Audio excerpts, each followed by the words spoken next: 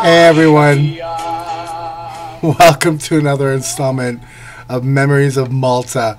And I was just playing you a folk song right now to get you in the mood, because tonight what we're going to be making is party food. It's things to get people going and talking.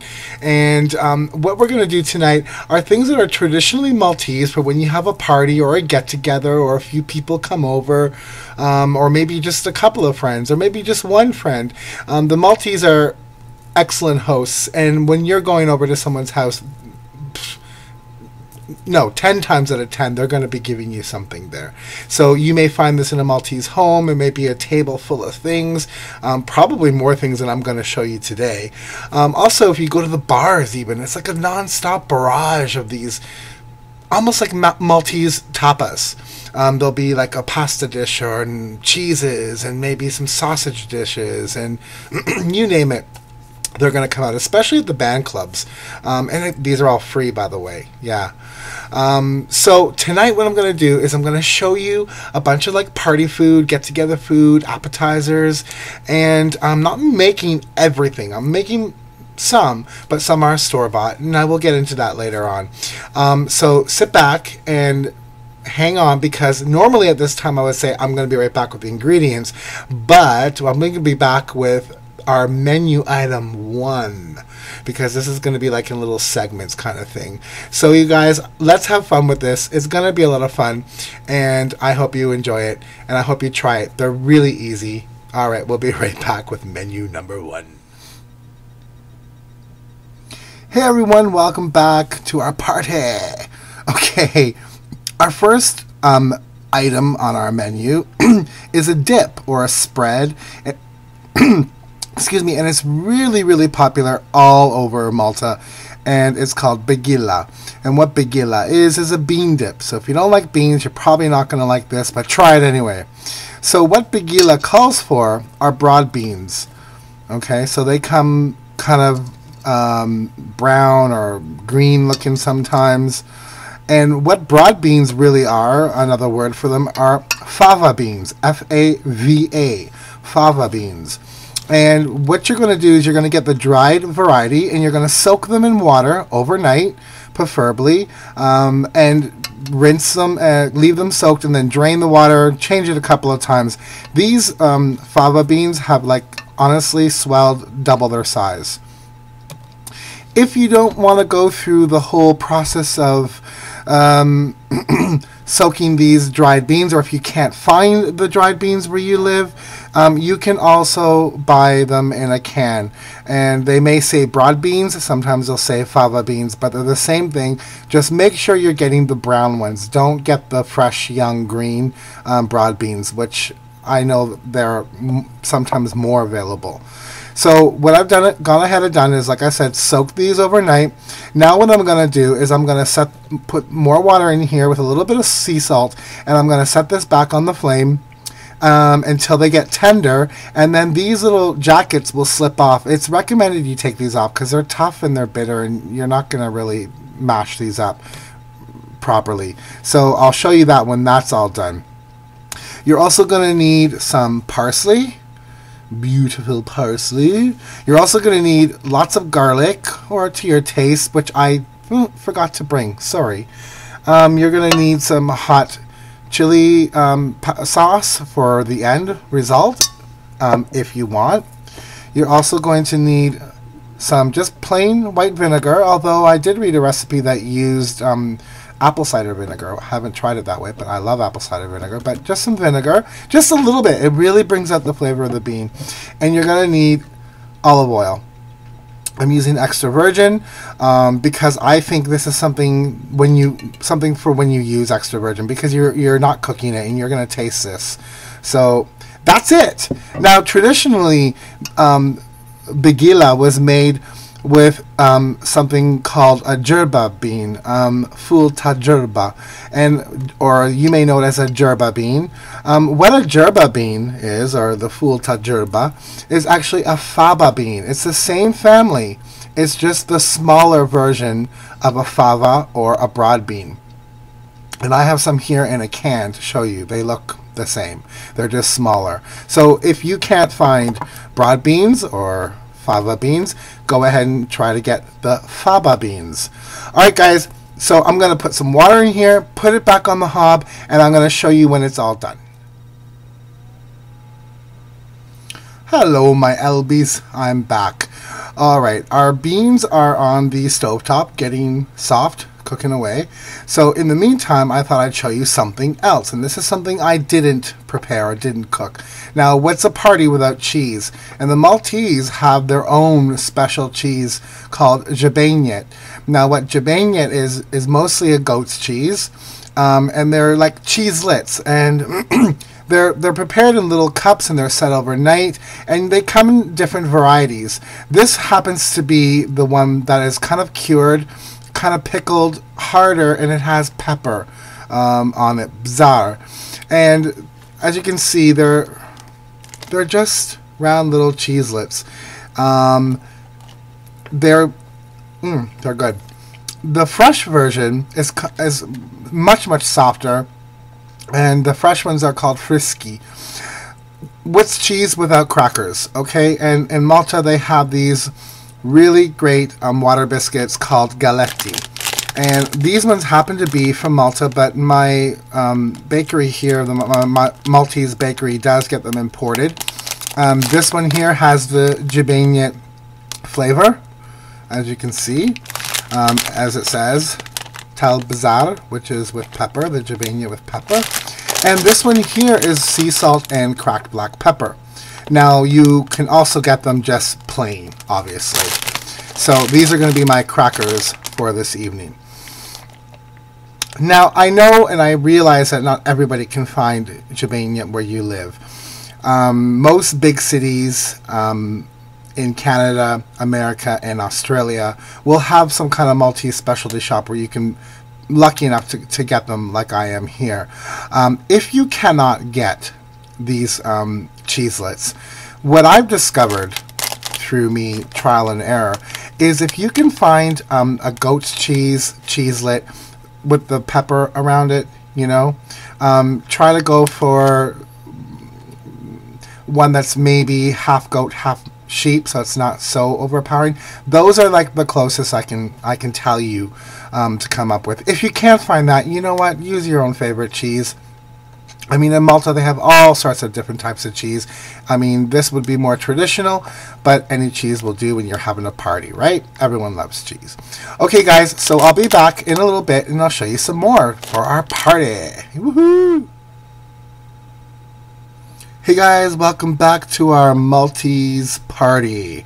So what's a party without olives? Olives grow all over Malta. They grow like weeds. A friend of mine has olive trees. He jars them for me. They're amazing. So in Malta, mostly at parties, you're going to find the olive stuffed. And an olive in Malta is called zebbug. And when they're stuffed, it's zebbug mimli. So I have some store-bought olives. Obviously, I don't have an olive tree. This one is pre-stuffed with blue cheese, which is not traditional, but I also bought some that are not stuffed. So I'm going to stuff them with what is normally used in Malta. Now, these ones are a little small. You can find bigger ones, I'm sure. Now, what you're going to need to stuff these is tuna. Now, some recipes call for anchovies. I don't like anchovies, and I didn't even try the anchovy one when I was in Malta, but if you want to try it, go ahead. But I'm using tuna. I'm using some capers from their caper berries, some sea salt, black pepper, and some finely minced parsley. You're also going to need olive oil. I didn't bring it with me. You all know what olive oil looks like. So these are all going to be mashed up together. I'm not using all of this because I don't have a lot of olives. And then I'm just going to stuff them. It's not rocket science, but they're really, really tasty. You guys get some olives that are, you know, hollowed out with the stone taken out and make zebbug mimli, because you're going to love it. And you can, you know, like I said, it's diverse, you know, diverse. So you can change this up. If you don't like tuna, you can, you know, maybe use cheese, or maybe use the anchovies. Okay, so I'm going to show you what this all looks like when it's done on our platter. Alright guys, stay with me. Our party is just starting. Hey guys, just wanted to come back real quick to show you our zebbug mimli, which is our stuffed olives. It took me like, what, 10 seconds. It was so quick. As you can see, they're stuffed with our mixture. And how I stuffed them was I just used the back of a fork or a spoon or whatever and just gently, you know, push some in and then put more in and flattened it out. So they're all stuffed. I hope you can get a good view of that. The other thing I forgot to mention is in one recipe I read, it did call for like the soft part of bread, like white bread. But my partner says it's not quite necessary, and I don't really see it either. So you can probably just omit that. If you were going to use it, I would say maybe use breadcrumbs. This mixture, guys, by the way, is really, really good. The next time you're making a tuna salad sandwich, make it low fat. Omit the mayo. Put a little drizzle of olive oil, some capers, salt and pepper. Go easy on the salt, obviously. Some parsley, and Bob's your uncle. These are going on our party platter. Alright guys, I'll be right back with some more delicious things for our Maltese party. Okay, is it just me or is our party really starting to take form? Here's another side dish or an appetizer you can add to your party platter. Giardiniera, or basically vegetables in a vinegar solution. You would just use leftover vegetables. Normally it would be cauliflower, some carrot, some celery, some onion, some olives, and some peppers. Now what you would do is you just add some water, some vinegar, some sea salt, a little bit of pepper if you want. You can make this spicy or not. And the great thing about this, it's available in jars, so you can buy it like I did. But if you have leftover veggies, guys, throw them in a mason jar. Add some water and some salt, a little touch of vinegar or apple cider vinegar, and you have your own version. This is a really good side. You can, even when you're going to have like a meat dish or something, or you can add this to salads. But it's also fun to have at a party because it adds a little bit of variety and people can pick at it. So, our party platter is coming together. Stay with me, guys. I'm going to be back with some more yummies. Hey guys, okay, an update. My broad beans for the bigilla have boiled till soft, and I just want to show you, if you can see, how easy they are to pop out. Okay, so you're going to take them out of their shells. If you need a paring knife, it's okay, you can go ahead with that as well, but they should just slip out.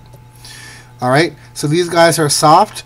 I'm just going to shuck them all and just heat it up just a little bit more till they're really, really soft so I can mash them. And then I'll be back and show you how we finish off our bigilla. In the meantime, I'm going to show you another bean dish. Oh yeah, stay with me. The party is going on. Hey, my friends, welcome back. This is a really, really, like, completely simple dish. You're not going to believe your eyes, but the flavor that comes out is amazing.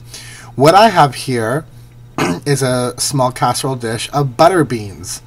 Butter beans are pretty big. They also have the name of lima bean sometimes, but make sure you're not getting the green lima bean. So this is a really popular dish all over Malta as well. And the first time I was in Malta, and I stayed at a hotel, they even had this on the breakfast buffet. So goes to show you how popular this item is. It's really easy. All you do is put everything together, mix it up, put it in the fridge, and let it marinate. So we're going to need some sea salt. I have some finely minced garlic, and you're going to need a lot of it. So make sure everyone eats this, because then you won't be alone with that breath. I like to put some black pepper, and you're going to need, of course, parsley, which is almost a staple in Malta. They love their parsley, and I love it too. So I tend to put a lot in here. You're also going to finish this off with a good, and I mean a good dollop of extra virgin olive oil, EVOO. All right. So, like I said, it's so simple. You just add to your taste into the beans, mix it up, refrigerate it, and I'll tell you something, the next day it's even better, honestly, seriously. But make sure you really give this a good dollop of olive oil. I just wanted to show you a trick or a tip. I'm sure a lot of you already know this. These are my kitchen shears. I don't use them for anything else except for food. And sometimes it just really does a good job of getting your parsley or your herbs and things like that. I don't like to put the parsley in here really fine. I like to see it actually. So guys, I'm going to put all this together and I'll show you when it comes together. We all know how to throw things in a dish and mix it around, so you don't need to watch me do it. But I'll show you when it's done. Alright, see you in just a bit. Hey everyone, that's it. Our butter bean dish is done. It took me, what, like a minute. Seriously, I just threw in some snips parsley, salt, pepper, garlic, olive oil, gave it a mix. I tasted it for seasoning. I just needed a little bit more sea salt. And now this bad boy is going in the fridge. He's going to marry all his flavors. And oh my god, it's going to be so good. If you have a little bit of extra olive oil in there, don't worry, because you can dip bread in there. Oh yeah. Alright guys, stay with me because I have some more party foods coming up. Alright guys, it's time for our party to get serious here. What I have here is something that is synonymous with Malta, and I'm sure every tourist and every person who ever experiences Maltese food has had one of these, and they're called pastizzi. Pastizzi is almost a staple in Malta, and what it is kind of like a flaky pastry stuffed with yummy goodness. Now, they are stuffed with, normally, ricotta and peas. The peas are called pizzelli, and they have like maybe a hint of curry in there. And how do you know which one's which? Well, you'll know by the way that they're folded. I know these kind of, you can't tell right now because I had to defrost these. But the pizzelli pastizzi will be folded kind of a different way than the ricotta ones. And I don't know if you can see, but all the folds of pastry, which makes this a kind of a daunting thing to do. So, that being said, these are store-bought from the Malta Bake Shop here in Toronto, and I will put their link below for you to contact them because they're wonderful, wonderful people, and they have a lot of homemade goodies, and these pastizzi are sold from them all across grocery stores in the Toronto area, if not Canada. So, that being said, if you want to know how to make pastizzi, there are a lot of YouTube videos. You can Google the recipe. You can go on Maltese websites. Just put in how to make pastizzi, and I'm sure you're going to find what you're looking for. But it is time consuming. I am alone. I am not going to eat tons and tons of pastizzi. I'm making 2 of each, which is probably 2 more of what I should be, because they are fattening. But when you're going to make something like pastizzi or pierogies or something like that, you don't just make a few. You got to make a lot because it's so time consuming. That being said, guys, you cannot have a Maltese party or get together without pastizzi. You cannot. I'm sorry. I don't care where you are in the world. Get them delivered. You can find a Maltese bake shop or a Maltese specialty store, and you can get these to your door, I'm sure. Now, pastizzis do take a while to make from scratch, but if you buy the store-bought like I have here, they usually come frozen, but you have to defrost for about a half hour. Then you're going to put them into a preheated oven for 350 degrees C for another half hour. Do not butter or grease your baking sheet because believe me, there's enough in the pastry. You don't need it. Just keep an eye on them. When they're flaky and golden, they're all done. And oh my god, I'm sorry, but they're just to die for. These are the party size, by the way. In Malta, obviously, when you go to a little shop on the street where they sell pastizzi and baked macaronis and a whole bunch of confectionaries and beautiful pastries, they're a little bit bigger. These are the party size. And when you're having a party, it's appropriate. So, that being said, these guys are going to go in my preheated oven for a half hour, and I'll show you when they're all done. Alright, see you guys. Hang on with me. I know this is a little bit of a long one, but we're having a party. Aren't you having fun? I am. Party for one. Woohoo! Well, with all of you guys. You guys are my party. Alright, stay with me. Ciao. Just when you thought the food was going to stop, it's not. I told you Maltese people are probably one of the most beautiful hosts in the world, and they will ply you with food and it will come and just not stop. Malta is in the Mediterranean, so it's very synonymous with Mediterranean flavors. And I gotta tell you something, sun-dried tomatoes. I have never, ever in my life had better sun-dried tomatoes than I did when I was in Malta. And I'm not just saying that because I have family roots there. They really were the best. So I went to the market and I tried to find the best. These ones are in olive oil, so they're pliable and they're sweet and they're really lovely. So I have to add them to our party platter. Also, artichokes. Artichokes grow like weeds in Malta. I mean, my partner's sister lives in an apartment block, and right across from her is a field, and they were growing. Like, hello. In Malta, they're called hobz.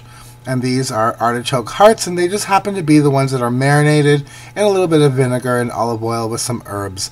You can use the ones that are fresh or just the hearts. It's up to you. But this is what I saw on sale, so this is what I bought. And I'm going to add them to our party platter. The Mediterranean, the flavors, they're lovely. Olive oil and capers and sun-dried tomatoes and beans and freshness. It's just really fresh, and parsley, things that are really, really good for you. And you have to wonder, a lot of it is fattening as well. But the Mediterranean diet is a really diverse one. It includes fatty meats, but it also includes a lot of veggie, a lot of fruit, fish, of course. So I'm adding these to our platter to add some Mediterranean sun. Alright guys, there's more to come. I know. Stick with me. The party's starting. Hey guys, update. Our pastizzi are done. As you can see, they're really nice and golden brown. Well, I hope you can see. And look, they're not sticking. I told you you don't need any butter or grease on the pan. These are our ricotta. These are our pizzelli or pea. And when I meant pea before, by the way, I don't mean like they're like a bunch of peas in there like whole. It's kind of mashed, okay? So they're hot because they just came out of the oven. But I just want to show you. And listen. Oh, they're so crispy. So these are going to go on my platter. The great thing about pastizzi as well, they are all obviously best eaten warm and hot. So I'm probably going to eat a couple of these now. But you can have them room temperature. I just wouldn't put them in the fridge or something and then eat them tomorrow or leave them out overnight. They probably wouldn't be good. They need to be eaten fresh. So our pastizzi are done, and these are true party favors in Malta. And before, when I said you cannot have a party or get together without these, okay, you probably could, but I won't come. Joking. If you cannot get them where you live, seriously, guys, Google the recipe and try to make them on your own. They freeze amazingly. So whenever you have a get-together, they're ready. Okay, guys, pastizzi. Okay, guys, this is the last element of our party platter. I know, so soon. What I have here is a beautiful, crusty loaf of bread. And in Malta, they have a very, very special bread called hobz. And hobz is, you probably can't find it anywhere else besides Malta, because it is a laborious process, because they use the same starter from the original loaf to go on to the next loaf and the next and the next. If you cannot find hobz in your area, which you probably can't unless you're in Malta, a very crusty sourdough will do, because a hobz is a Maltese type of sourdough. It has a very porous center and a very crusty top. Now, this did have a very crusty top, and I kept it wrapped because I didn't want it to go bad. I bought it 2 days ago. So, but I mean, it is quite crusty. So, what I'm going to make with this bread, or hobza, is something called hobz biz-zejt. And hobz biz-zejt is basically a piece of bread or a sandwich rubbed with oil. The word zejt is oil, and it really translates to bread with oil. And tomato. Now, when I was a kid, we used to go to picnics, and my nana and my mom used to make hobz biz-zejt, and they used to get a tomato, and on the sliced cut of bread, rub it on there until the bread went, you know, pink or red. We used to call them tomato rub sandwiches when we were a kid. So that being said, you're going to need some beautiful crusty bread. You're going to need some tomato paste or a fresh tomato. This is called conserva in Maltese. And of course, you're going to need beautiful olive oil again. Now, the toppings on hobz biz-zejt are really kind of up to you. I am a traditionalist, simplest. I just like pepper, salt, capers. That's all I like on my hobz biz-zejt. But you can add tuna, beans, a combination of both. You can add vegetables. You can add lettuce. You can make this into a sandwich, really. The one thing that my partner and I brought along with us when we went to the beach or even out to see fireworks at night, we would make some hobz biz-zejt. I'd wrap it up like in a big, bun, and that was our, our meal for the night. So this can be a meal in one if you want it to be. But when you go to a party or to bars or whatever, they'll just have small pieces of it cut up, like so, and with obviously the two staples, which is the conserva, which is your tomato paste, and your olive oil. Okay? So, guys, this is a really simple one to do. I'm just going to cut this up, spread some tomato paste, drizzle some olive oil, some salt and pepper and capers, and there's your hobz biz-zejt.